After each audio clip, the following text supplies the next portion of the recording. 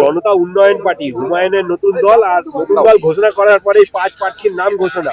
হুমায়ুন নিজেও লড়বেন 2টি বিধানসভা কেটে। ভোটের ময়দানে হুমায়ুনের এই নতুন দল বিজেপিকে কতটা সুবিধা করবে বলে দেখুন, ব্যাপারটা হচ্ছে কে কাকে সুবিধা করবে, কে অসুবিধা করবে, সবাই কথা বলবে, 1 নম্বর কথা। দ্বিতীয় কথা হচ্ছে, আমরা পশ্চিমবাংলার বিজেপি এবং তৃণমূল যেভাবে এই দুই দল মিলে শাসক এবং প্রধান বিরোধী দলে থেকে বাংলার মানুষকে শোষণ করছে, এর বিরুদ্ধে আমরা ঐক্যবদ্ধ হয়ে লড়াই করার চেষ্টা করছি। আজকে হুমায়ুন কবির সাহেব তিনি একটা দল তৈরি করেছেন এবং কোথায় কোথায় কন্টেস্ট করবেন তার আগাম একটা লিস্টও দিয়েছে। তো আগামী দিনে কি কি বলছেন অপেক্ষা করুন, তিনি কি বলছেন সেটা দেখা যাক। আচ্ছা, লগ্নজিতা যে মা জাগুমা গান গেয়েছে,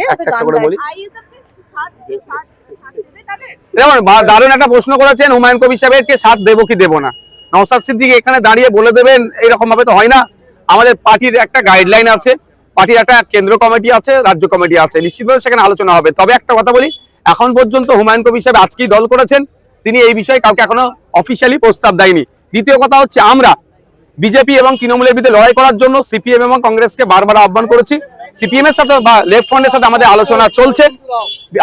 আরো অনেক রাজনৈতিক দল আছে, তাদেরকে নিয়ে আমরা বিজেপি তৃণমূলের বিরুদ্ধে লড়তে চাই। যারা শুধু হুমায়ুন কবির সাহেবের কথা আমি বলছি না, রাজ্যে যে সমস্ত সেকুলার ফোর্স গুলো আছে যারা বিজেপি এবং তৃণমূলের বিরুদ্ধে সত্যিকারের লড়াই করতে চাই, সকলকে আমরা আহ্বান করেছি এক জায়গায় আসুক এবং সকলের সাথে আমাদের আলোচনা চলছে। লগ্নজিতা গান গাইতে উঠেছিলেন এবং জাগুমা গেয়েছেন বলে তাকে বলা হয়েছে সেকুলার গান গা বলে নামই দেওয়া হয়েছে। এটা বাংলার সংস্কৃতি নাকি? আমি এক বাক্যে উত্তর দেবো, কে কি খাবে, কে কি পড়বে আর কে কি গাইবে এটা কেউ ঠিক করে দিতে পারে না। সংবিধান যেখানে আমাকে স্বাধীনতা দিয়েছে, সুতরাং এইভাবে কারো কণ্ঠকে রোধ করা বা কারো খাদ্যাভাসকে উপরে আক্রমণ করা বা কারো পোশাকের উপরে আক্রমণ করার আমি বিরুদ্ধে। আচ্ছা, যুবভারতী কাণ্ডে দেখা যাচ্ছে কোটি টাকাতে কেউ কেউ টিকিট কিনে নিয়েছে, কোনো টিকিট লাখ টাকা ছাড়িয়ে গিয়েছিল। কি মনে হয়, বড় সড়ো একটা প্রতারণার চক্র চলছিল? এটা বিচার বিভাগীয় তদন্ত হওয়া দরকার। এর মধ্যে 1 টাকা 2 টাকার খেলা নয়, একাধিক টাকার খেলা আছে। কারণ যতটুকু জানতে পারছি, আপনাদের মিডিয়ার মাধ্যমে শুনতে পাচ্ছি যে ওখানে 3 গুণ পাস অ্যালাউ করা হয়েছিল ফিল্ডে নেবে যারা মেসির সাথে ঘোরাফেরা করবে। আবার জানতে পারলাম ছবি তোলার জন্য নাকি কোটি টাকা এই ধরনেরও ব্যবস্থা করা ছিল। সেটা সম্পূর্ণ অবৈধ পন্থা অবলম্বন করেছে। এটা এক প্রকার জুয়া, অন্যায়, ঘুষদিয়াদির ব্যাপার। এটা তদন্ত হওয়া দরকার। তবে বাংলার ফুটবল প্রেমী মানুষের মননে, বাঙালির মননে যে ক্ষোভের সঞ্চয় হয়েছে, মমতা ব্যানার্জি তড়িঘড়ি ক্রীড়ামন্ত্রীকে প্ল্যানিং করে ইস্তফা দেওয়া করালেন। এটা দিয়ে বাংলার মানুষ যে দুর্নীতি হয়েছে সেটাকে মেনে নেবে না। মমতা ব্যানার্জি যদি সৎসাহস থাকে তাহলে তিনি ঘোষণা করুক, যারা টিকিট কেটে ওই দিনকে গিয়েছিল তাদের প্রত্যেকের টিকিটের টাকা ফেরত দিতে হবে। এবং যুবভারতী স্টেডিয়ামে যে সমস্ত ক্ষতি হয়েছে অর্গানাইজারদের থেকে এবং যারা ওই ফিল্ডে ছিল ওই দিনকে, যাদের জন্য এত বিশৃঙ্খলা হলো, তাদের কাছ থেকে পূরণ করা হবে, এই ব্যবস্থা করুক। আচ্ছা, মমতা বন্দ্যোপাধ্যায় বিএলএদের নিয়ে বৈঠক করেছেন এবং সেখানে মাইক কিছুক্ষণ বন্ধ হয়ে যায়, তখন উনি বলেন সাবোতাজ হচ্ছে নাকি। নেতাজি ইনডোর, তারই লোকজন, সবকিছু রয়েছে, কোথাও কি ভয় এমন ঢুকে গেছে যে সবেতে সাবোতাজ দেখছেন মমতা বন্দ্যোপাধ্যায়? দেখুন, মমতা ব্যানার্জি বিএলএদেরকে নিয়ে বৈঠক করার রাইট আছে কি আমার জানা নাই। প্রথম কথা, বিএলএ, আচ্ছা, ও এজেন্টদের, ওনার পার্টির এজেন্ট, সেখানে ওনার লোক, নেতাজি ইন্ডোর স্টেডিয়াম হচ্ছে ক্রীড়ামন্ত্রীর আন্ডারে, মাইক তার, সাউন্ড বক্স তার, সব তারপরে সাপোর্টেজ হচ্ছে। ব্যাপারটা হচ্ছে ওনার পতনের লক্ষণ হচ্ছে এগুলোই।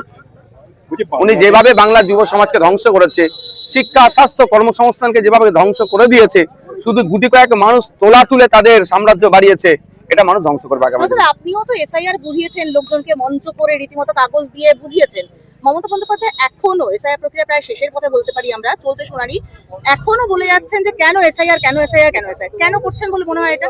যদি এসআইআর কে ওনার অসুবিধা হয় তাহলে ওনার কাজটা কি হবে? উনি প্রায় 90,000 অফিসার কেন দিলে এসআইআর করার জন্য?